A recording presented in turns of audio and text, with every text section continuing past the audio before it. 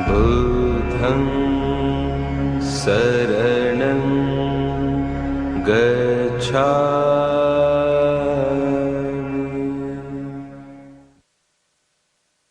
Welcome to West Virginia Meditation Society's meditation hall. This is where we meditate every day. Bhavana residents and visitors during retreats and out of retreats. I like to speak on meditation itself, especially the basic fundamental meditation principles and practical instructions I like to give. Meditation is a very vast subject. It is a core practice, the heart of the Buddha's teaching.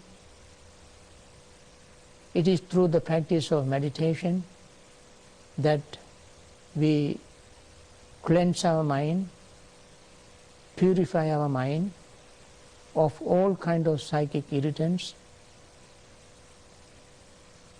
We want to overcome grief, sorrow, lamentation, pain, grief and despair. We want to follow a right path which leads to one direction, to one goal. That goal is liberating ourselves from pain and suffering.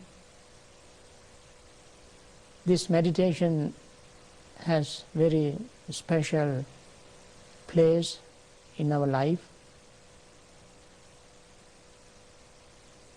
In order to practice meditation, meditators should know at least the basic principles of meditation, how they meditate, and therefore my suggestions today are very practical.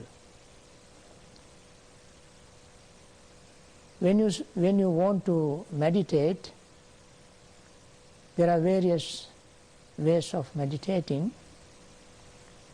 We can meditate while sitting, standing, walking, lying down. We can meditate practically every waking moment.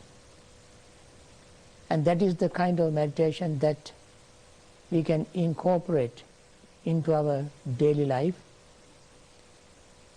We don't consider meditation something that we should do only sitting on a cushion in one place for a short period of time, occasionally, once a while. Meditation is something that we must practice every day, just like we breathe, eat and rest, drink and so forth. Only then can meditation becomes really meaningful, beneficial to our life. And this meditation therefore is called insight meditation. Insight, sometimes people think inside. In fact, even if they say it is inside, that also is not incorrect, because it always brings us into ourselves. We meditate on things that are really directly related to our daily life. Our main subject of meditation is ourselves, nothing from outside. We carry everything we want within us, in our daily life.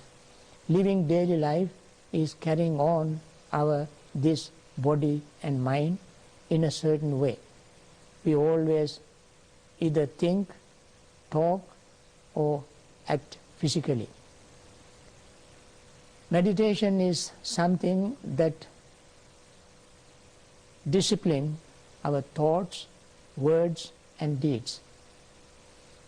It is through the thoughts, words, and deeds that we express our experiences. Meditation directly cleanses the mind, because through the meditation, when we cleanse the mind, our thoughts, words, deeds are clear, pure, and we can make our life more relaxed, peaceful, and comfortable. All the source of our greed, sorrow, lamentation, pain, and so forth come from our mental states. Therefore, we have to clean the mind to say things and think things and act things. If we say or do something with unclear, impure state of mind, the results follow us like a cart that follows the foot of the ox that pulls the cart. I like to elaborate a little bit this simile of cart pulled by a bull. The bull or an ox that pulls the cart doesn't pull it with pleasure and joy. He has no escape. Once he is tied to the yoke or the cart, he has to pull it. He is trapped. His master sitting on the cart is not a very compassionate person. He is very cruel. He wants to get his job done as quickly as possible. And the cart that this ox pulls is not an empty cart. It is full of merchandise. It is heavy.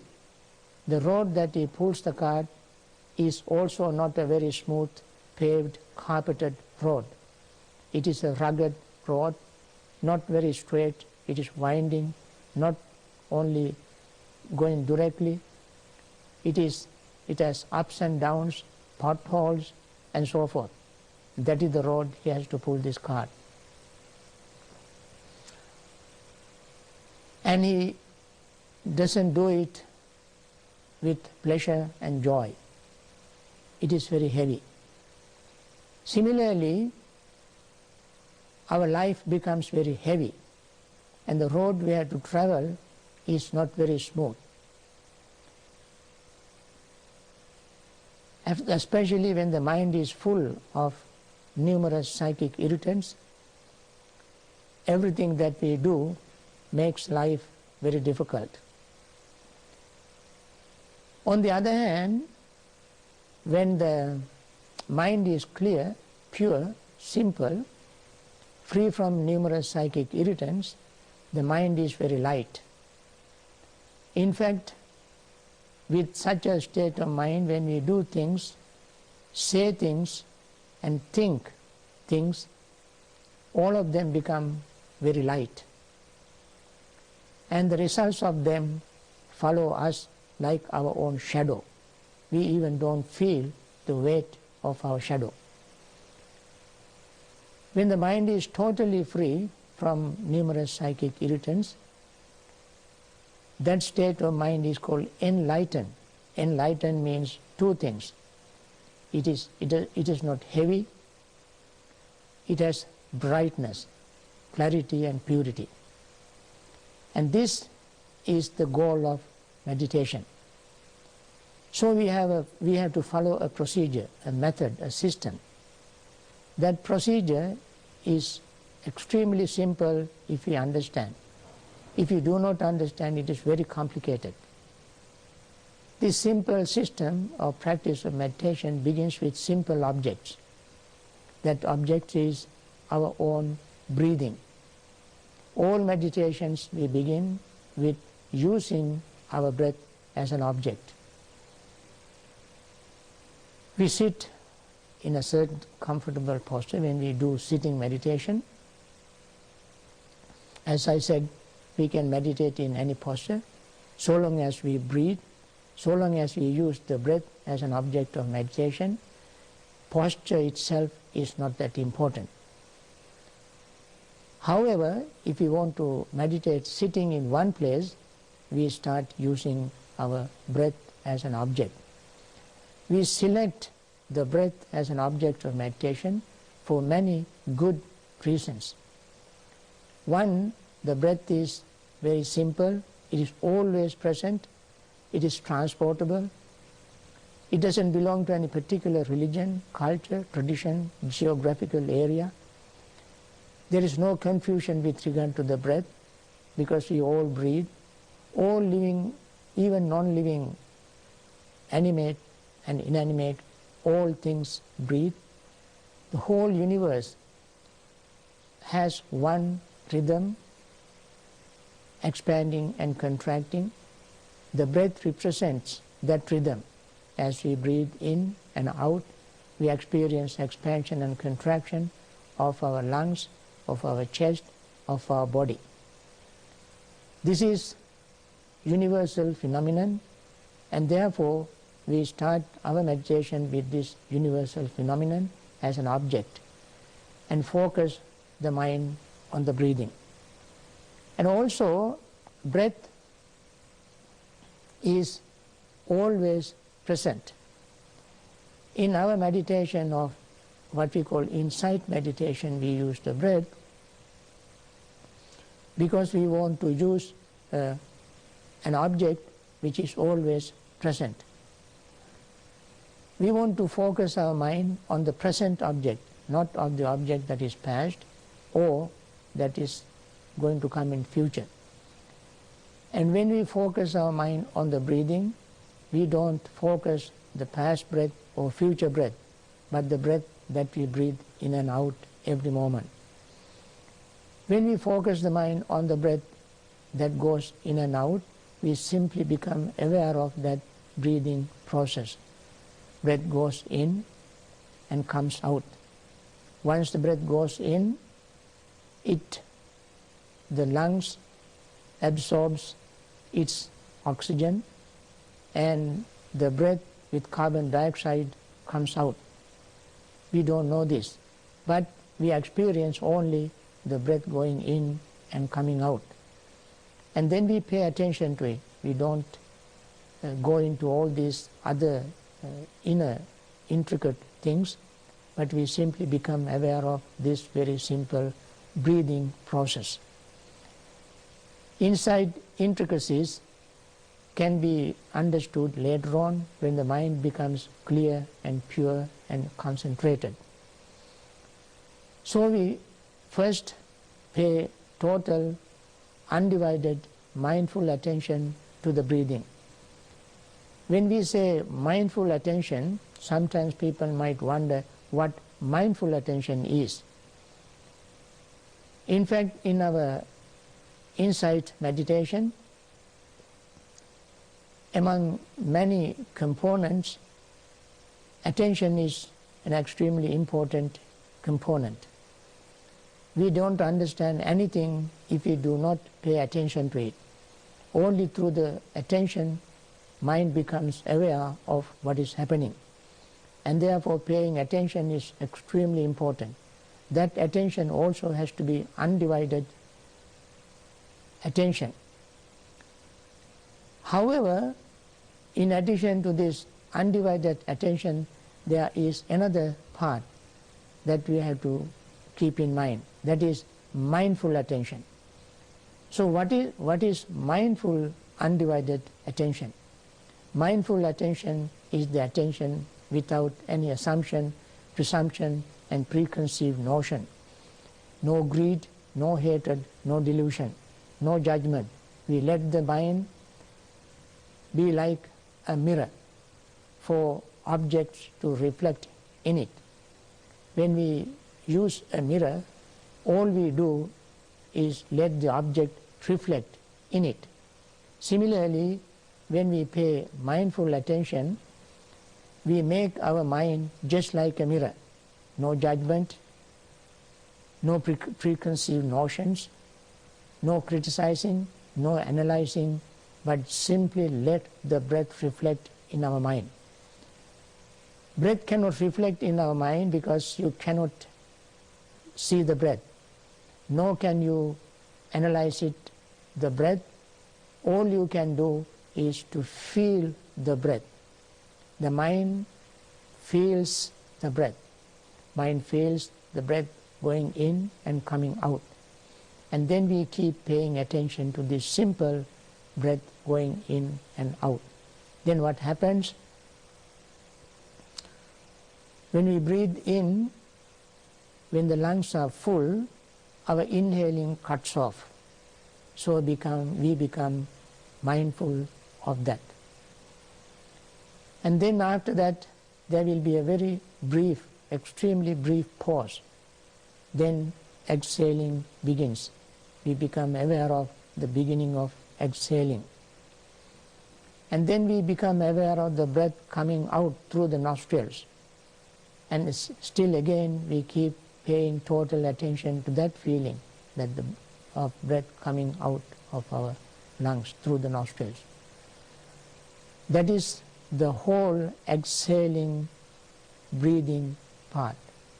And then when there is no more breath in our lungs, exhaling cuts off. So we become aware of it. And after a very brief pause, inhaling begins. And we become aware of that inhaling, the beginning of inhaling. And then breath continues to flow into the lungs through the nostrils. That is the middle of inhaling. We become aware of it. Again, when the lungs are full, that inhaling cuts off. We become aware of it, and after a very brief pause, exhaling begins. This is what is called paying mindful attention to every part of our breathing. So until we pay attention to our breathing process, we don't know the beginning of inhaling, middle of inhaling, and end of inhaling. Nor do we know the beginning of exhaling, middle of exhaling, end of exhaling. And there are also something else we notice when we pay mindful attention to the breathing. That is, when we breathe in, when the lungs are full, there is a very tiny, minute little degree of tension in our lungs. As we breathe out, that tension is slowly released. When the tension is released and breath is gone out of our lungs, there will not be any more breath in the lungs, and then we experience very tiny little anxiety for not having breath in our lungs. Then we breathe in. As we breathe in, that anxiety of not having breath in lungs slowly fades away. Now this tension, relief of tension, anxiety, relief of anxiety also cannot be noticed, cannot be known. We don't become aware of it until we pay attention to it. So as we pay attention to the breathing, we become fully aware of the total breathing process, not only inhaling, exhaling, but the beginning, middle, and end of inhaling and exhaling, and the tension, relief of tension, anxiety, relief of anxiety. And then, when we keep paying attention to these occurrences, these events, these moments of breathing, we also realize something very important, that is extremely important in our mindfulness meditation practice. That is, when the lungs are full, tension arises, there is no way to stop that tension. It arises as soon as the lungs are full. And the feeling of tension also arises by itself. There is no way to stop it. That is not comfortable. When the tension is released, we feel, we experience something very beautiful, comfortable, and we like it. We want to hold on to it. And there is, however, there is no way to stop that tension disappearing and the pleasant experience disappearing. Both tension and relief of tension are equally changing. Similarly, when the mind is free from anxiety, there arises a desire for the freedom of anxiety, and that we like very much. Unfortunately, that does not stay there. It fades away, disappears. There is no way to stop it. Now we understand, whenever we try to hold on to anything beautiful, pleasant, peaceful, that very thing slips away from our grip. We try to hold on to it. The moment we try to hold on to it, it slips away from us. And this is a very natural occurrence that takes place all the time with regard to everything that we like or even dislike. So, in a very simple, fundamental way, we understand the true nature of our own experiences. This is how we begin our practice of insight meditation, by noticing, realizing, paying attention to our breath, which is marked with this universal phenomenon. What is that mark? That breath is impermanent. The feeling that arises together with the breath is impermanent. Our perception is impermanent. The attention, the thought that arises with regard to the breath, feeling, perception also is impermanent. And consciousness is impermanent. Now these are what we call aggregates. Our breath is one aggregate called aggregate of feeling, aggregate of the body. Then there is a feeling of the breath that is called feeling aggregate. Then we have mental perception of the breath and the feeling, that is our perception aggregate. Then the thought or attention that we pay to the breath is another part of another aggregate, and then consciousness is another aggregate. In reality, we are made up of these aggregates. So becoming mindful of them and their changes, impermanent nature, is our central theme of this practice. Why do we want to do that? When we pay attention to them and when we become aware of their impermanence, what kind of insight do we gain? That is the important thing. Insight that we gain is this life is life experience. Any experience in this life is impermanent. Why do we want to understand impermanence? Because impermanence is so fundamental, so universal, it exists forever. In other words, everything is marked with impermanent. Impermanence is permanently impermanent. If somebody asks you what is permanent, permanent is impermanence. Things are permanently impermanent. And once we understand that, we don't get upset when we grow old, when things change, when our pleasure disappears, when pain arises, when we are sick, when our relationships breaks up, and so forth. Whenever changes take place, small or great, we don't get upset, we won't be disappointed, we rather accept it, understand it, take it and go along with it. No matter how hard we try to fight impermanence, you cannot make impermanent permanent. And that's one thing we understand. Whenever we cannot fight something, we join it. If you cannot fight, join. Joining that you cannot fight makes things very easy, especially when things are slipping away from our attempt of gripping, holding on to.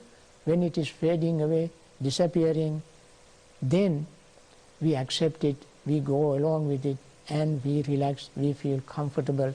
We actually feel very glad that we understood this reality. Once we understand the reality, that is the way to relief of tension, anxiety, worry, fear, and so forth. So all the psychic irritants builds up because of our not understanding of this reality. So the theme of the goal of this meditation is to open our mind to understand things exactly as they are. Things here means our body, feeling, perception, thought and consciousness. We must understand them as they are. Only then can we make our life peaceful and happy and reach our goal of liberating ourselves from pain and suffering. For that goal, to achieve that goal, we practice Vipassana meditation. I hope you all enjoy this. I hope you enjoy this practice in a very real sense of enjoyment, that is gaining peace and comfort.